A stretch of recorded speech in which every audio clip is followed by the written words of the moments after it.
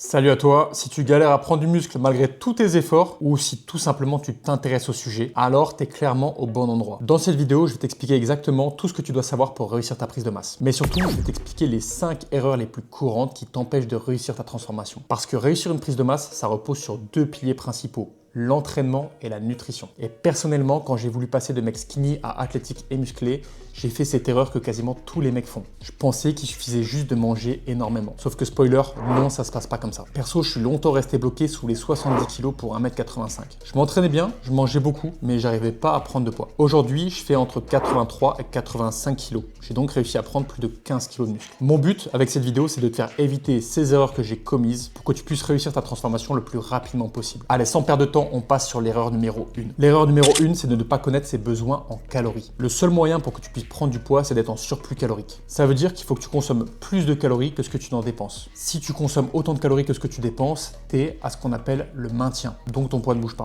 Si tu dépenses plus de calories que ce que tu manges, tu seras en déficit calorique. Tu vas donc perdre du poids. La base, c'est de connaître donc tes besoins en calories. Pour ça, il y a des formules théoriques qui existent et ça peut être intéressant pour faire une estimation de ses besoins. Mais personnellement, ce que je te recommande, c'est plutôt la méthode empirique. Ça consiste en traquer tes calories pendant au moins une semaine pour voir vraiment combien tu as de calories chaque jour. Si tu vois que ton poids n'a pas bougé à la fin de la semaine, c'est que tu étais en maintenance calorique. Après ça, il suffit donc de calculer un surplus cohérent pour pouvoir être sûr de prendre du poids. Mais justement, c'est quoi un surplus cohérent? Parce que oui, on veut prendre du poids, mais on veut pas prendre du gras, on veut prendre du muscle.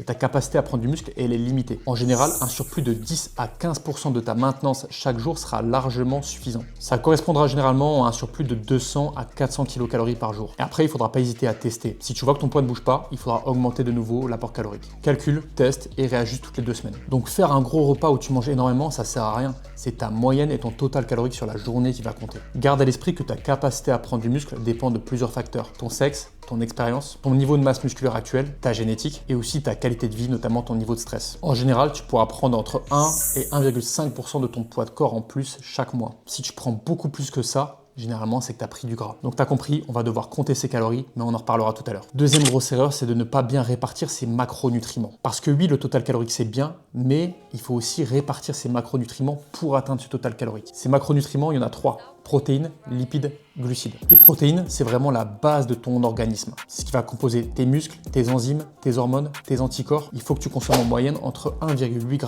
et 2,4 g de protéines par kilo de poids de corps et par jour. Pour simplifier, on va dire 2 g. Attention, on prend en compte la masse sèche. Quelqu'un qui serait vraiment en surpoids, qui aurait donc beaucoup de masse grasse, il ne faudrait pas qu'il applique ça tel quel. Les lipides, donc les graisses, c'est super important pour ton fonctionnement hormonal et cérébral. Si tu veux être en bonne santé, il faut en consommer. Le minimum, c'est généralement 0,8 g par kilo de poids de corps et par jour. Pour te faciliter la tâche, tu peux compter 1 g par kilo de poids de corps. Consommer des lipides, ça te permettra d'avoir des bons niveaux de testostérone, d'avoir un influx nerveux qui fonctionne correctement et de limiter tes niveaux d'inflammation. En plus, les lipides, c'est le plus calorique des macronutriments. 1 g de lipides, c'est environ 9 kcal contre 4 kcal pour les protéines ou pour les glucides.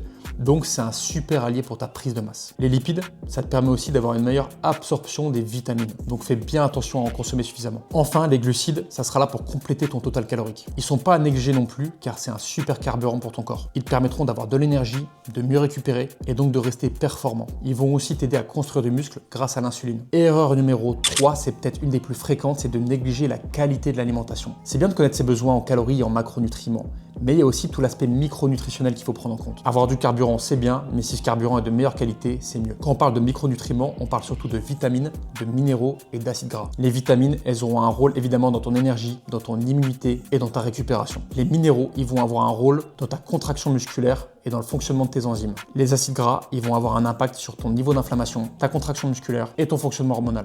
Je te donne quelques règles simples pour que tu puisses t'en sortir sans trop te prendre la tête. Déjà, je te conseille la règle du 80-20. 80% d'aliments bruts et très peu transformés. Et 20% d'aliments où tu peux te faire un peu plus plaisir si tu en ressens le besoin. Mais j'insiste sur le fait que plaisir et qualité sont pas forcément dissociés selon moi. Les aliments peu transformés, ils ont généralement une meilleure qualité nutritionnelle. On le voit par exemple avec le lait, le miel, le pain. Ces aliments, moins ils subissent des processus de transformation, mieux les nutriments sont conservés. Essaye aussi de manger des végétaux. Consomme des viandes de qualité élevées en plein air et nourri à l'herbe. Généralement, tu peux te fier au label comme le label rouge par exemple, qui est un gage de qualité. Essaie de consommer des petits poissons gras chaque jour si possible. Consomme des oléagineux, privilégie une alimentation bio si possible. Et je t'invite aussi à regarder la provenance de tes aliments. En général, ce qui est français, local, qui a été fait près de chez toi, c'est quand même de meilleure qualité que quelque chose qui vient du bout du monde. Erreur numéro 4, c'est de manger beaucoup en volume, mais peu en calories. C'est pas parce que tu as des assiettes énormes que tu manges beaucoup en calories. Et ça, c'est un piège dans lequel on tombe souvent. Il y a des aliments qui sont très volumineux dans ton assiette, mais qui t'apportent peu de calories. Ça va être le cas par exemple des pommes de terre, des courges et de tous les légumes. Je dis pas qu'il faut pas en manger, mais c'est pas ça qui va t'apporter tes calories. Essaye donc de privilégier des aliments avec une bonne densité calorique. Tout ce qui va être fruits séchés, figues, dattes, ça va être un très bon allié pour toi. Aussi tous les oléagineux, les noix de cajou, les amandes. Ce qui est liquide peut aussi t'amener des calories plus facilement. Donc tu peux y aller franco sur l'huile d'olive par exemple. Et si tu es vraiment en galère pour prendre du poids, tu peux même consommer des jus de fruits. Boire ces calories, c'est vraiment un game changer,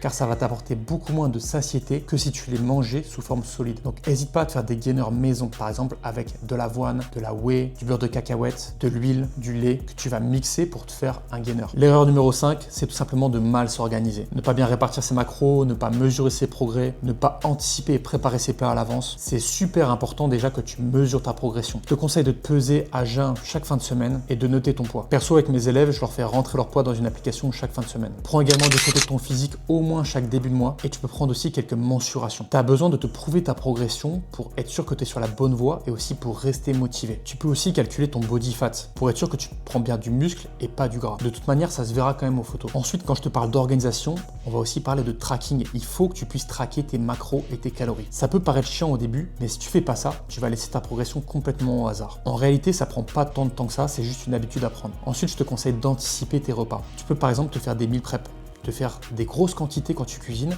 et te préparer 5-6 repas à l'avance. Ça te permettra de ne pas être pris par le temps et de manger quelque chose qui n'était pas prévu dans ta diète. Je te dis pas d'être trop rigoureux et de ne pas te laisser de place à l'improvisation. Tu peux bien sûr de temps en temps te faire aussi plaisir et manger quelque chose qui n'était pas prévu. Mais garde à l'esprit que si tu veux des résultats, il faudra que tu puisses respecter tes objectifs et que tu puisses mesurer tes calories. Et d'ailleurs, tu ne seras pas forcément obligé de faire ça toute ta vie. Mais si là, tu es vraiment dans une phase où tu veux prendre du poids, ça peut être intéressant de bien traquer tout ça. D'ailleurs, dans une optique de progression, il vaut mieux privilégier la constance plutôt que l'expérience culinaire. Essaye d'avoir quelques plats références que tu aimes et sur lesquels tu vas connaître tes besoins, les quantités que tu dois manger, et ça te permettra de gagner vraiment du temps. Si chaque jour, chaque semaine, tu testes à chaque fois des nouveaux plats, tu vas jamais t'en sortir et tu vas être perdu. Essaye de faire des choses simples, efficaces, qui vont te faire gagner du temps. Ok, maintenant tu connais toutes les erreurs à éviter pour être sûr de bien réussir ta prise de muscle. Là, on a parlé de la partie nutrition, mais comme je t'ai dit, il y a aussi la partie entraînement qui est super importante. J'ai fait une vidéo sur le sujet que tu peux aller checker, elle est dispo quelque part au-dessus. Si tu veux aller plus loin dans ta progression, être sûr de réussir ta transformation et arrêter de perdre du temps, si tu en as marre d'essayer de choper toutes les infos par toi-même et que tu aimerais juste une méthode simple, efficace, que tu as juste à suivre sans te poser de questions, je te mets toutes mes infos de coaching en description. Maintenant, c'est à toi de jouer. Je suis curieux. C'est quoi la plus grosse erreur que tu fais et qui, selon toi, te bloque aujourd'hui dans ta progression? Dis-moi ça en commentaire et j'essaierai de répondre à tout le monde. Allez, ciao mec, prends soin de toi,